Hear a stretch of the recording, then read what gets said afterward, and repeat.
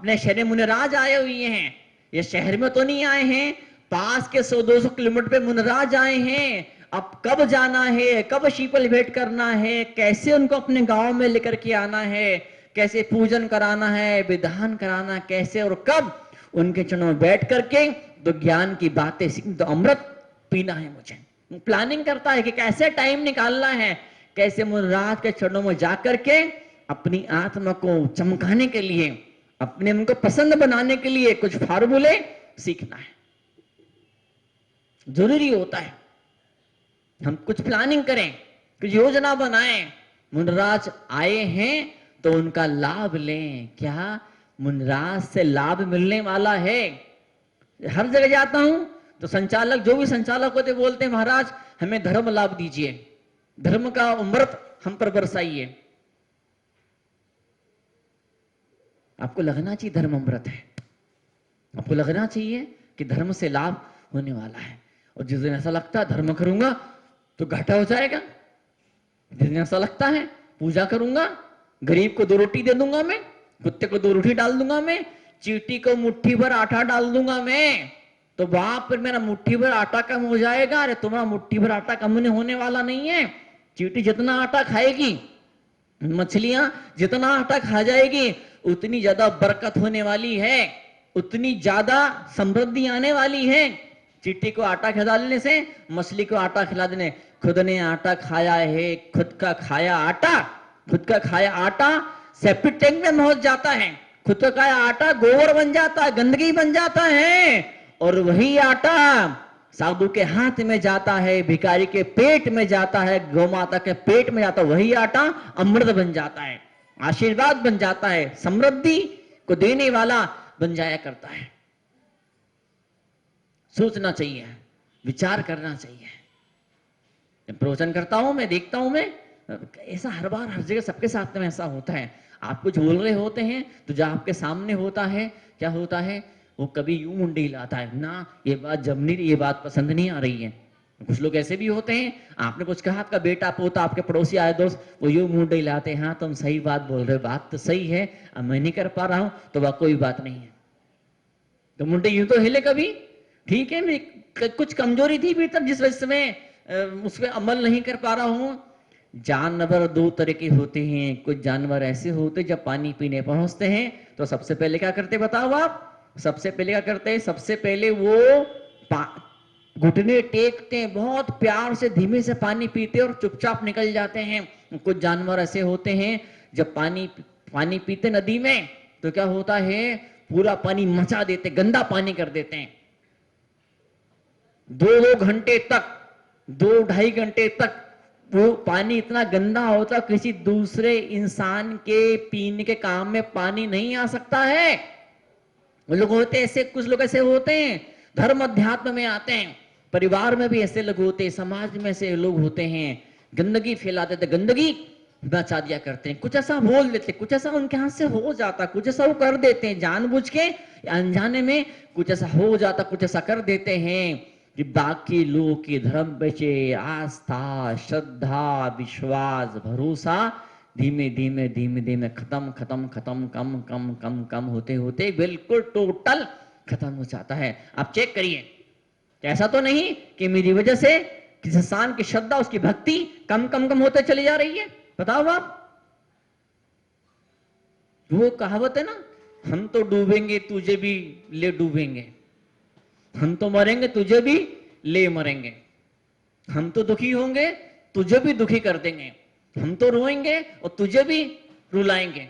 ऐसी बुद्धि, ऐसी भावना, ऐसी फीलिंग बिल्कुल किसी हाल में नहीं होनी चाहिए।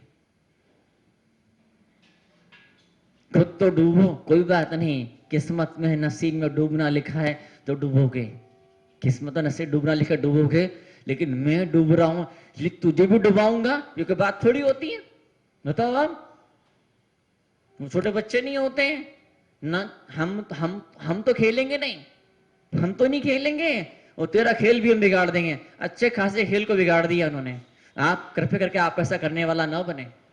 आज हम दिनेश्वर देव के शरण में आए हैं, 3 लोग के नाथ के चरणों में हम बैठे हुए हैं। कुछ तो मानव स्वर्ग होता है, कुछ तो मानव नरक होता है। कभी तो ऐसी बुद्धि पैदा करो कि धर्म से भी लाभ होता है, दुकान से लाभ होता, धंधे से लाभ होता, पैसे से लाभ होता है। वो लाभ तो आपने हर जन्म में पाया है, पर धर्म से भी लाभ होता है, ध्यान से भी लाभ होता है। ध्यान ही धन है। ऐसी बुद्धि तो कभी पैदा होनी चाहिए। तो ऐसी बुद्धि पैदा करो, करो ऐसी बुद्धि पैदा करो कि मुस्कुराहट दो, कभी देने से भी सुख मानना सीखो। हमेशा लेने लेने का, पाने पाने का सुख आपने पाया है। ये मिलेगा तो सुख होगा, वो मिलेगा तो सुख होगा, अच्छी बात है। कभी ऐसी बुद्धि भी पैदा करो, कभी ऐसी बुद्धि भी पैदा करो कि देखो भाई, देने से भी सुख मिलता है, देने से भी शांति मिलती है, देने से प्रसन्नता मिलती है, देने से भी आनंद मिला करता है। कभी ऐसा चिंतन भी, सोच भी ऐसी पैदा होनी चाहिए।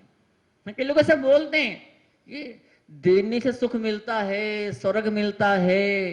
हाँ, किसने देखा है? ये सब मनगढ़ंत, ये सारी मनगढ़ंत बातें ये पंडित पुजारियों ने अपने पेट भरने के लिए बना दिए।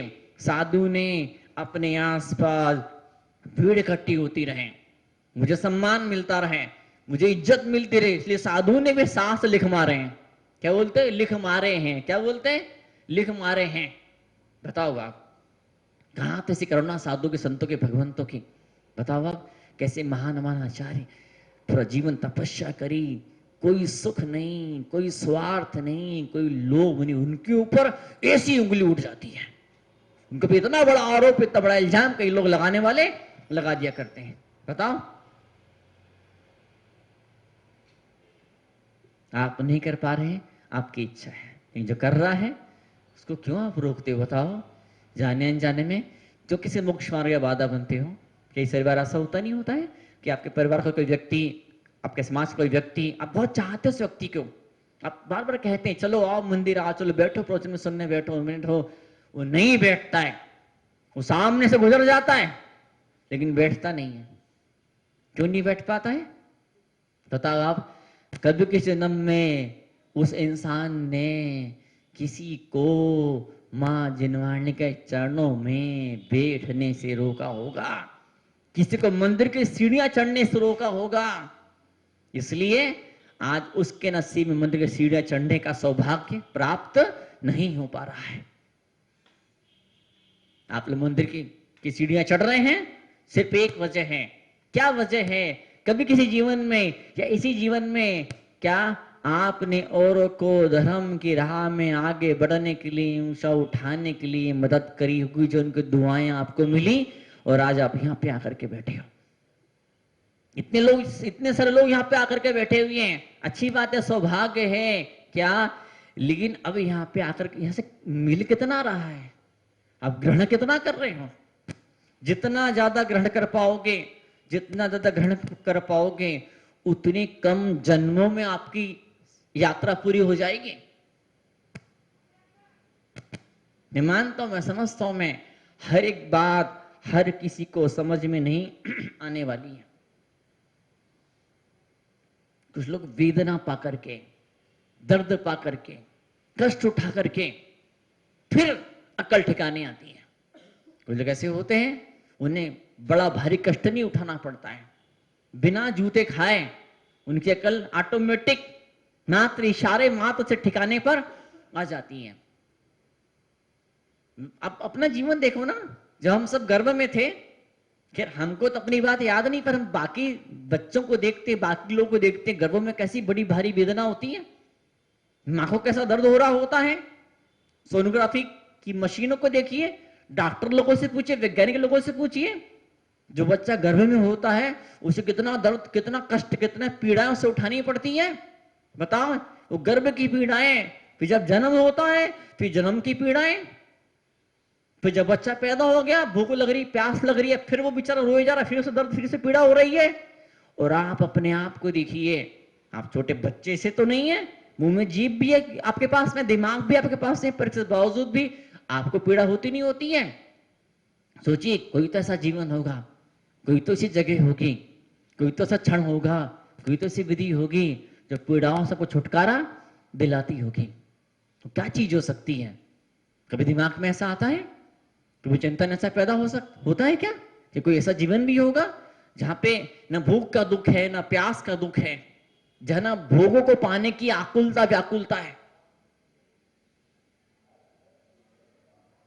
पैसा मिल गया तो दुख, न मिला तो दुख। शास्त्रकार कहते हैं जो छोटे बच्चे का जीवन होता है वो सूअर के समान होता है। छोटे बच्चे का जीवन सूअर के समान होता है। सूअर जैसे गंदगी में मुंह मारता है, छोटे बच्चे में अक्ल नहीं होती, बुद्धि नहीं होती, दिमाग नहीं होती है, वो भी गंदगी के अंदर मुंह मारता रहता है।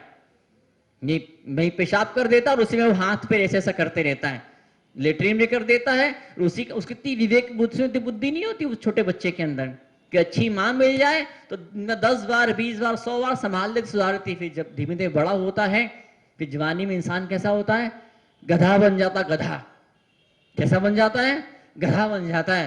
गधा मतलब क्या, बोझा ढोते ही निकल गई सारी जिंदगी, डंडे खाते ही निकल गई सारी जिंदगी। गधा कितने डंडे खाता बताओ, गधा कितने डंडे खाता है। घास कितनी खाने को मिलती है, घास से मिलती इतनी सी, वो डंडे खाने को मिलते इतने सारे, फिर भी डंडे खाता रहता है।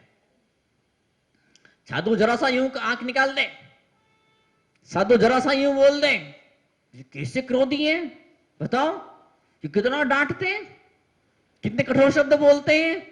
और वही इंसान जो साधु के एक शब्द को सहन नहीं कर पाता है, वही व्यक्ति जो अपने माता पिता एक शब्द को सहन नहीं कर पाता, वही पत्नी की 100 गाली खाता, 100 डंडे खाता, 100 जूते खाता है। 100 डंडे खाता, 100 जूते खाता है। 100 तो कम बोल रहा हूं, है ना क्यों जी, कितने 100 कम बोल रहा हूं ना मैं, महाराज 100 तो डंडे 1 मिनट में पड़ते हैं ना, 1 घंटे में क्या लोग कितने डंडे पड़ते होंगे। पूरे जीवन भर डंडा खाते ही जिंदगी निकल जाती है। जब आदमी बूढ़ा बन जाता है फिर बैल के समान होता है, बचपन में सूअर के समान, जवानी में गधे के समान डंडा खाता रहता है बेचारा। पत्नी बच्चों को डंडे खाता है, ऑफिस दुकान में जाता है, बिजनेस करता है, नौकरी करता है तो वहां ग्राहक के डंडे खाता है, बॉस के डंडे खाता है। थोड़ा और बड़ा होता है फिर बेटे पुत्र के डंडे खाता है।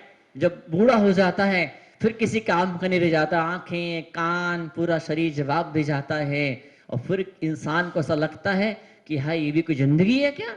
जब जिंदगी थी, जब ताकत थी, जब जवानी था, जब जोश था, जब अकल थी, जब बुद्धि थी, जब आंख कान नाक ये सब फिट था, तब तो आगे बढ़ नहीं पाया, तब धर्म अध्यात्म की शरण ले नहीं पाया। और अब ऐसा लगता है कि अब ऐसा लगता है क्या जिंदगी है, ये क्या जीवन है। नहीं, जीवन तो सुहाना होता, जीवन तो मन भावन होता, जीवन तो प्यारा होता। कि बूढ़ों को भी देखो जो बचपन में धर्म ध्यान करते हैं, जो जवानी में धर्म ध्यान करते हैं, जो जवानी की उम्र के अंदर भी अधेड़ अवस्था में भी धर्म को नहीं छोड़ते हैं, वो जब बूढ़े भी होते हैं चेहरे पे चमक होता है।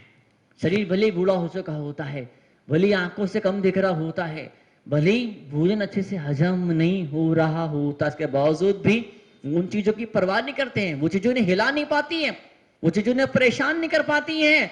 मन की भीतर तसल्ली होती है, मन के भीतर शांति होती है। वो सोचते हैं, चिंतन करते हैं, ज्ञान मिला होता है, गुरुओं का अमृत उनके कानों के भीतर बरसा होता है, गुरुओं की ज्ञान की वाणी उनके दिल में उजाला और प्रकाश बिखेर रही होती है। तो ज्ञानी धर्मात्मा इंसान सोचता है, शरीर भले ही साथ नहीं दे रहा है, पत्नी बच्चे भले ही साथ नहीं दे रहे हैं, बेटे पोते भले ही साथ नहीं दे रहे हैं, पर धर्म हमेशा मेरे साथ खड़ा हुआ है, अध्यात्म हमेशा मेरा साथ देने वाला है।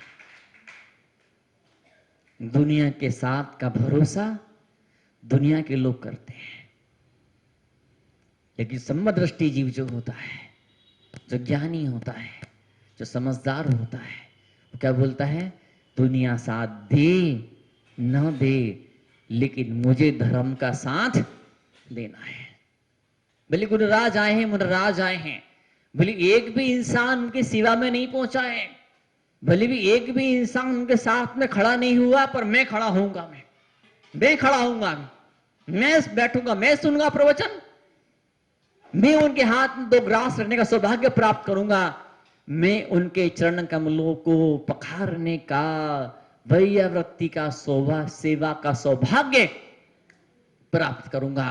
और जब ऐसा संकल्प मन के भीतर करता है, फिर एक दिन इस कर्म का जब उदय आता है, एक दिन जब संकल्प जब परिपक्व जब हो जाता है, एक दिन संकल्प जब फल देना शुरू करता है, फिर ऐसा होता है जिस धंधे के अंदर, जिस व्यापार के अंदर कोई भी नहीं घुसा, सब डरते थे, सब घबराते थे कि इस धंधे में कैसे पैर रखा जाए।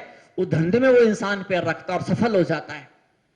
ऐसी जगह, जंगल जैसी जगह 100 लोग मना कर रहे हैं, सब लोग मना कर रहे हैं, न वहां कहां मकान बनाओगे, वहां कहां फैक्ट्री खोलोगे, और पानी की सुविधा नहीं है, वहां लाइट नहीं है, वहां सड़क नहीं है, वहां कुछ भी नहीं है, वहां तुम जाके फंस जाओगे, मर जाओगे। तो ऐसा इंसान हिम्मत पैदा करता है, दम इकट्ठा करता है, फैक्ट्री खोलता है, दुकान खोलता है, और वाह, 5-10 साल के भीतर बड़ा भारी नगर बस जाता है।